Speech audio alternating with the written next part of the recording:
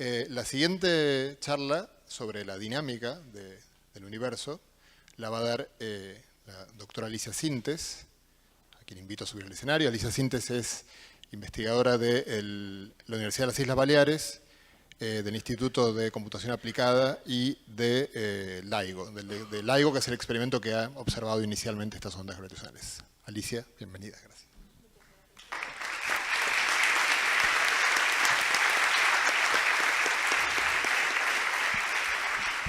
Muchas gracias por invitarme a este maravilloso evento aquí en Santiago de Compostela, en este día tan hermoso, y darme la oportunidad pues, a hablaros un poco de estas ondas gravitacionales que se detectaron por primera vez el 14 de septiembre del 2015, es decir, mañana hará 9 años, gracias a estos hermosos o hermosa catedral de la ciencia, estos observatorios por interferometría láser, y gracias también en que en una galaxia muy, muy lejana había dos agujeros negros que habían estado millones y millones de años bailando uno alrededor de otro, se fundieron y emitieron una gran radiación de ondas gravitacionales que estuvieron viajando 1.300 millones de años hasta llegar ese 14 de septiembre a la Tierra. Y la Tierra vibró como lo había hecho antes y lo ha hecho muchas veces después, pero con la diferencia de que ese día, por primera vez, esos detectores LIGO tuvieron la suficiente sensibilidad para poder captarlas.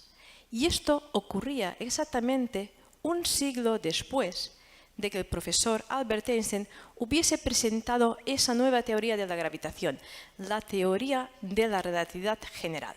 Es decir, pasó un siglo de presentación de esa teoría a la detección de estas ondas gravitacionales. Un siglo que también estuvo lleno de controversia. El propio Einstein se interesó por si su teoría podía predecir ondas gravitacionales, lo hacía un año después, pero luego había pues, controversia con Eddington, que se reía de él y decía cosas como esas ondas que viajan a la velocidad del pensamiento, o el propio Einstein, que en el año 36 intentó publicar un paper con un compañero suyo, Nathan Rose, en que cuestionaba incluso esa naturaleza física de las ondas gravitacionales, si realmente existían o no, y esa controversia duró varias décadas más. Incluso Einstein murió sin saber exactamente si son reales o no reales. Hubo que esperarse en el año 1957 en un congreso, una conferencia, Chapel Hill, Carolina del Norte, en que allá estaban reunidos grandes científicos, allí pudieron discutir y pudieron entender esa naturaleza de las ondas gravitacionales, cómo se podrían detectar, y luego empezó ya pues la carrera observacional de esas ondas gravitacionales, primero con interferómetros resonantes, aquí Joseph Weber en la Universidad de Maryland en el 68, y luego ya empezaron a pensar en otro tipo de detectores. Ha habido ya una primera generación de detectores de ondas gravitacionales que estuvo operando y tomando datos entre el año 2002 y el 2010. Y luego hubo esas mejoras y luego el día en que se pone en marcha LIGO avanzado, en el 2015 es cuando hubo esa primera detección. Es decir, ven, ha pasado un siglo, pero lo que es más famoso es a partir de esa primera detección, Premio Nobel de Física, Astronomía de Multimensajeros, que ha ocurrido en estos 9 años. Como ha dicho José Alberto, hay muchas maneras de observar el universo con las ondas, con la luz, con las ondas electromagnéticas, y en la historia de la astronomía, cada vez que se ha abierto una pequeña banda en el espectro electromagnético, ha habido grandes descubrimientos. Y las ondas gravitacionales no es que abran una pequeña banda más, sino que es todo un nuevo espectro, nos abre una nueva ventana al universo con estas ondas de propiedades distintas y complementarias a las de la luz. En principio, las ondas gravitacionales podrían ser emitidas a cualquier frecuencia, y la frecuencia a la que emiten los objetos depende prácticamente de la masa de ellos y cuán compactos son. Y para cada una de esas bandas correspondientes a objetos distintos, pues vamos a tener diferentes instrumentos que ya existen o existirán en un futuro para poder ser observados. Y en principio podemos observar de forma directa entre 10 a la menos 9 hercios hasta 10 a la 11 hercios, y como también ha nombrado, de forma indirecta podemos tener información de estas ondas gravitacionales observando los modos B de polarización del fondo cósmico de microondas. ¿Y cuál es el interés con las ondas gravitacionales? Pues con estas ondas gravitacionales nos van a ayudar a dar respuestas a diferentes preguntas en distintos campos. En el campo de la física fundamental, de la cosmología y en la astrofísica. En el campo de la astrofísica, pues nos va a aportar información sobre cuál ha sido esa historia de la expansión acelerada del universo. En el caso de la física fundamental, pues realmente pues, cuáles son esas propiedades de las ondas gravitacionales, si la teoría de la gravitación es realmente la teoría correcta de la gravedad, si los agujeros negros que nos van a hablar después de la naturaleza pues se corresponden a esa teoría. Y en astrofísica, pues poder estudiar muchos de los objetos que conocen. También intentar entender pues, cuán abundantes son los agujeros negros, qué papel tienen en la formación de galaxia, cómo se comporta la materia extrema en, por ejemplo, interiores de estrellas de neutrones, qué relación tienen con estallidos de rayos gamma y, como no, pues descubrir nuevos fenómenos que a día de hoy no me puedo ni imaginar. Las ondas gravitacionales, bueno, pues estas son perturbaciones en el tejido del espacio-tiempo. Perturbaciones producidas por materia acelerada. Y lo que hacen, interactúan muy débilmente con la materia y lo que producen son tipo fuerzas de marea, que de alguna manera hacen que las cosas, el espacio-tiempo, se expanda y se contraiga constantemente, dependiendo de cuál es esta señal, esta onda gravitacional que le está atravesando. Y cuando ocurren fenómenos catastróficos, energéticos, como fusiones de agujeros negros o supernovas, entonces se emiten ondas gravitacionales que en todas direcciones y estas hacen que el espacio-tiempo pues vibre como un tambor. Y aunque estas tengan gran intensidad donde se producen, es como la luz, que cuando viajan mucho, cuando nos llegan aquí a la Tierra, pues su amplitud es extremadamente pequeña. Es tan pequeña que aunque en principio me estoy moviendo y estoy generando ondas gravitacionales, solo vamos a ser capaces de medir ondas gravitacionales de los eventos más energéticos, más catastróficos, fusiones de agujeros negros, fusiones de estrellas de neutrones, supernovas o incluso del propio Big Bang. Y respecto a esto, se nos ha hablado que con la luz podemos tener información de cuando el universo tenía 380.000 años, con ondas gravitacionales podremos obtener en el futuro información de cuando el universo no tenía ni tan solo un segundo de vida. Y los retos son detectar las ondas gravitacionales y evidentemente también descifrar estas señales, esos mensajes que llevan consigo. Y no estoy hablando de ciencia ficción. Lo que sí quiero mencionar es que cuando estas ondas procediendo de estos eventos catastróficos llegan aquí en la Tierra, los vamos a detectar con este tipo de detectores. Detectores como LIGO, Virgo, CAGRA, son detectores gigantes en forma de L que tienen brazos de varios kilómetros de longitud. Y estos detectores son capaces a día de hoy de medir distorsiones del espacio-tiempo por debajo de la 10 milésima del tamaño del protón. 10 a la menos 19 metros. Y no es ciencia ficción, y esto es posible gracias también a esos detectores interferométricos y también gracias al descubrimiento de la luz láser. El principio de funcionamiento es que hay un láser que emite luz, un separador de haces, entonces la luz se separa entre los dos brazos, llega a los espejos, rebota, esto está muy simplificado, rebotan en los diseños actuales muchas veces, y si aquí no pasa ninguna onda gravitacional, pues aquí cuando se juntan habría interferencia destructiva y aquí no saldría nada de luz. Si nos llega una onda gravitacional, lo que hace es que la distancia relativa de estos dos brazos cambie, y cuando esto ocurre, entonces aquí no hay una interferencia destructiva total, se nos escapan algunos fotones y podemos detectar estos patrones de interferencia. Esto es un esquema muy simplificado y este es otro también muy simplificado porque estos instrumentos son muy complejos. Los espejos, estamos hablando de espejos de 40 o 100 kilogramos suspendidos con triple, cuádruple o péndulos quintuples. Evidentemente esto debe estar en un vacío enorme, estamos hablando de brazos de varios kilómetros de longitud, de al menos 1 metro de diámetro, es decir, el volumen de vacío es superior al vacío del CERN, que ayer celebrábamos el 70 aniversario de la participación española en el CERN, con participación de DIRCAE ayer en Madrid.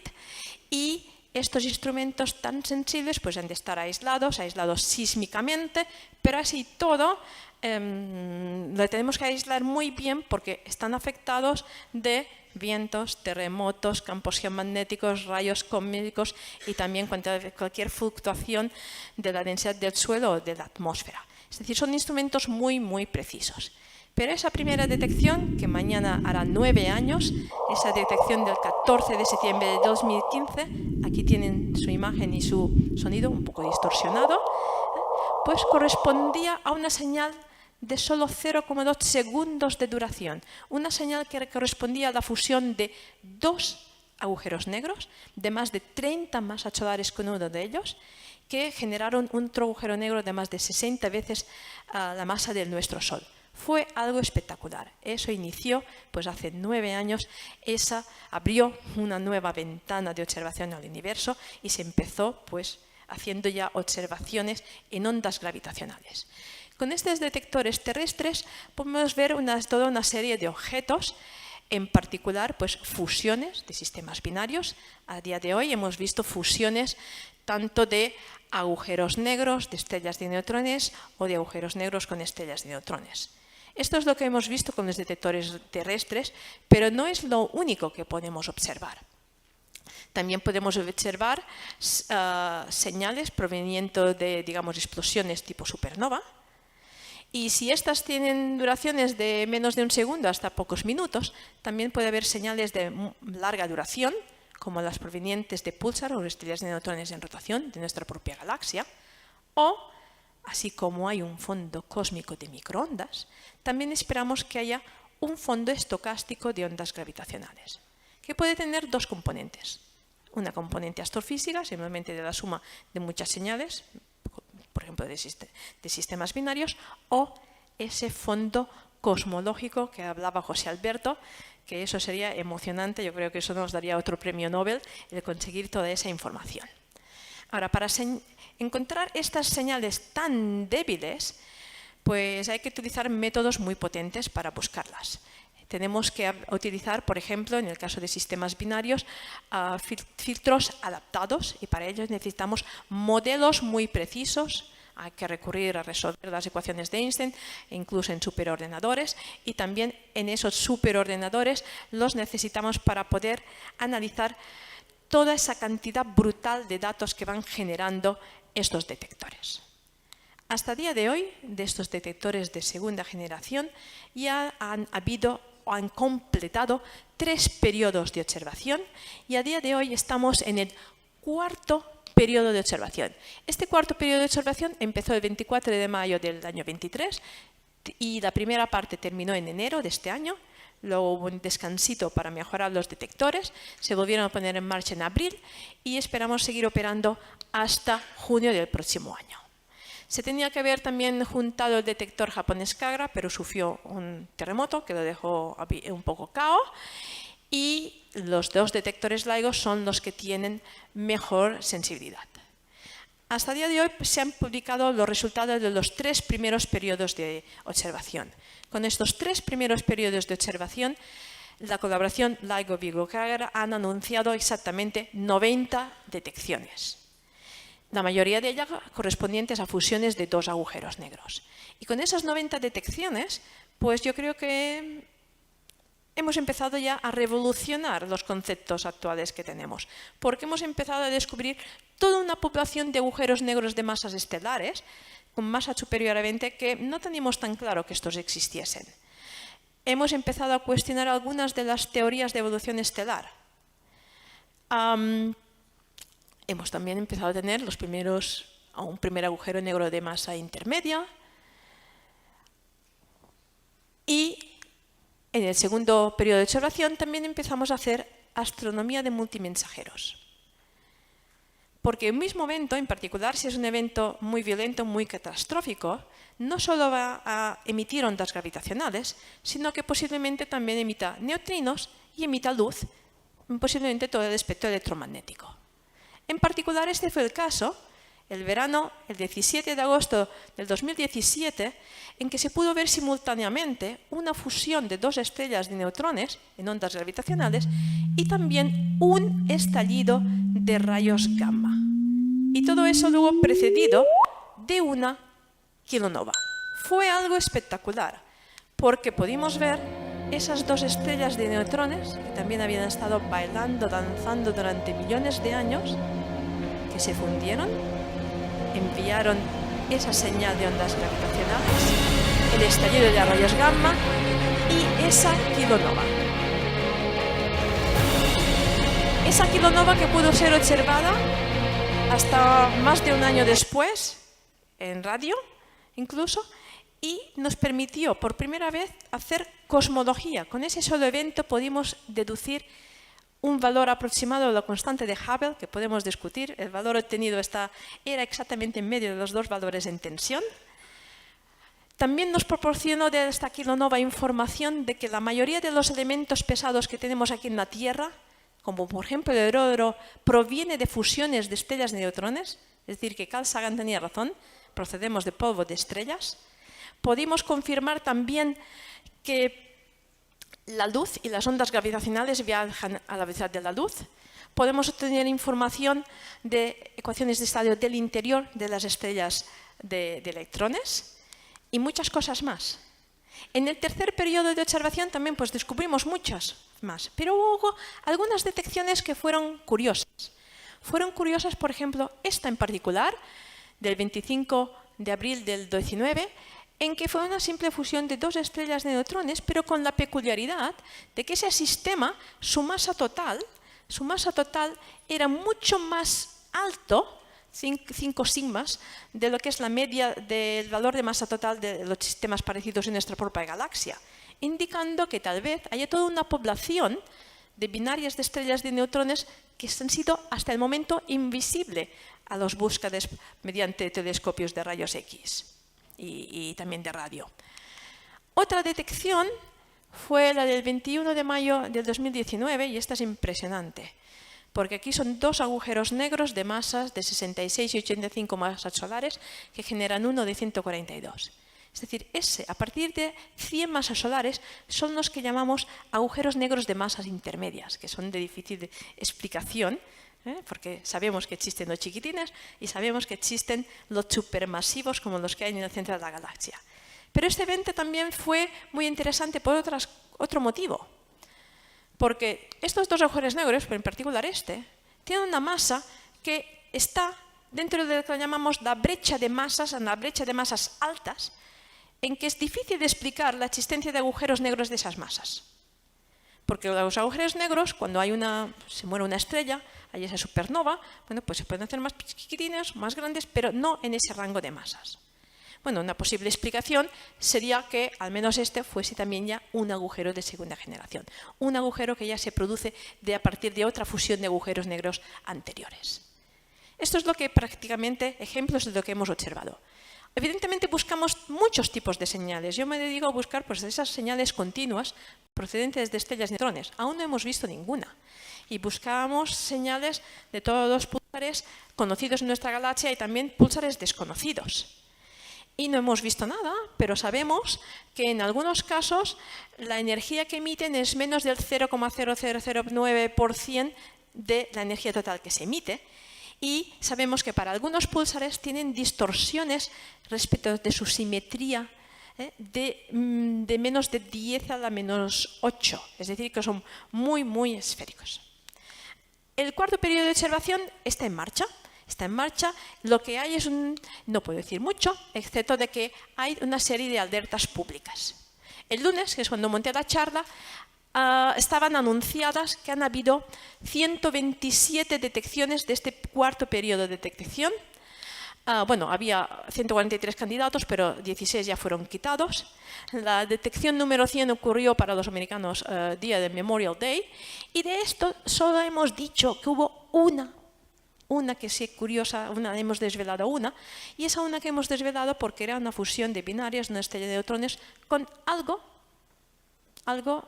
curioso. Supongo que es un agujero negro, pero que está en la brecha no de masas altas, sino de masas bajas. entre 3 y 5 masas solares. Es decir, estamos abriendo interrogantes y estamos abriendo pues, preguntas de por qué están ocurriendo cosas así. Pero estamos simplemente en el principio de una nueva era. Y estos detectores pues han hecho las primeras detecciones. Estamos simplemente observando esa punta del iceberg. Estamos solo observando lo que es el universo cercano. Pero lo que está claro es que estas ondas gravitacionales son unas nuevas mensajeras y que vamos a revolucionar los conceptos actuales que tenemos del universo. Esto no es el final de la historia, es justo el principio, porque en Europa desde hace bastantes años ya estamos pensando en futuros detectores de tercera generación, como es la imagen que tienen aquí correspondiente a Einstein Telescope, que ya sería un detector bajo tierra con brazos mucho más largos, posiblemente utilizando criogenia. Esto aquí, y en Estados Unidos, estarían pensando en detectores como Cosmic Explorer.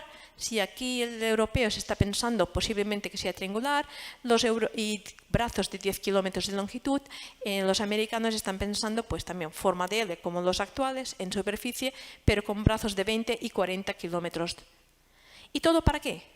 Todo comparando las curvas de sensibilidad. El azul sería la sensibilidad que se tendrá dentro de unos años con los detectores actuales para conseguir estas curvas de aquí, que sería ganar un factor 10 en muchas frecuencias, pero varios órdenes de magnitud en muchas otras. Estos detectores que podían estar operando a finales de los años 30, principios de los 40, podían detectar millones de eventos al año. Se podrían hacer astronomía gravitacional de gran precisión. Con estos, si el evento que hemos visto, este de agujeros negros grandes, hemos llegado a una distancia de un corrimiento rojo de 0.8, esto deben ser 7 giga-años luz, con detectores dentro de unos pocos años llegaremos a corrimiento rojo 2, con Einstein Telescope y Cosmic Explorer llegaremos a Z100 para según qué masas de binarios. Es decir, podremos ver las fusiones de agujeros negros de masas estelares y masas estelares incluso hasta 1000 veces la masa de nuestro Sol, prácticamente a los confines. También podremos ver una gran cantidad, podremos ver centenares de miles de coalescencias de estrellas de neutrones al año y algunas de ellas muy bien localizadas. Y todo ello nos va a ayudar pues, a dar respuesta a muchas preguntas, a entender más las propiedades de los agujeros negros, las propiedades de las estrellas de neutrones, a poder hacer astronomía de multimensajeros y a detectar pues, nuevas fuentes astrofísicas. En el campo de la física fundamental, pues cuál es la naturaleza de los objetos compactos, poner a prueba la teoría de Einstein y tener información sobre esa materia oscura, energía oscura. Y como no, si tenemos información de ese fondo estocástico, pues tener información sobre ese universo primitivo. Y eso ha sido con Tierra, con detectores actuales o futuros, pero hay más maneras de observar en diferentes rangos de frecuencia. Tenemos la futura misión LISA, el Laser Interferometer Space Antenna, que es una función aprobada, adoptada por la ESA, prevista para ser lanzada al espacio, creo que ya oficialmente no el 34, sino el 37, que va a cubrir el rango de frecuencia entre 10 a la menos 5 y 10 a la menos 1 hercios. Pero no solo esto, hay otra manera de observar ondas gravitacionales, y son con púlsares. Los púlsares son los relojes más precisos que tenemos en la naturaleza. Y podemos observar una colección de ellos muy bien. Evidentemente, si entre ellos y nosotros pasa una onda gravitacional, entonces el pulso no va a llegar exactamente cuando tiene que llegarnos a la Tierra. Y esto lo podemos estudiar correlaciones de estos. Y en verano pasado, pues fue anunciado evidencias que con Pulsar Timing Array se pudo observar un fondo estocástico de ondas gravitacionales.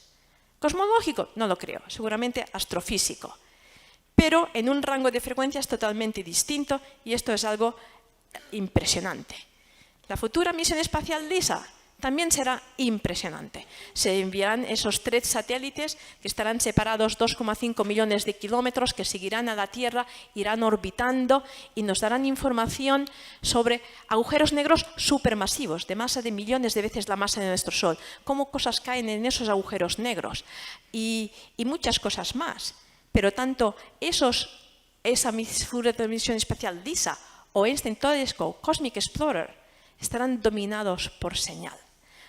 Entonces, nos están abriendo nuevas ventanas y con problemas totalmente distintos. Estamos en una nueva era, una nueva manera de hacer astrofísica, pero que justo ha empezado y se volverá mucho más complejo. Se me olvidó decir que Einstein Telescope estuvo aprobada, está insertada en la hoja de ruta de las grandes infraestructuras europeas. Y aquí tienen un mapa en diferentes rangos de frecuencias. Esta es la parte de tierra, esta es la parte de espacio y esta es la parte que se cubriría con los Pulsar Timing Array. Y pues les doy las gracias y pues estoy a esa disposición durante la mesa redonda y las preguntas.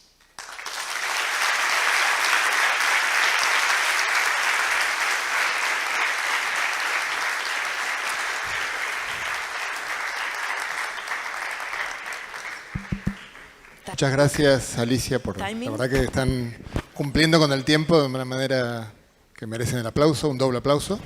Quiero comentarles que también de los 4 temas de los que se está hablando hoy, el ICFAE hay investigadores del ICFAE trabajando en todos ellos de una manera u otra. Concretamente en este último tenemos un grupo que está también en LAIGO, en la colaboración LAIGO.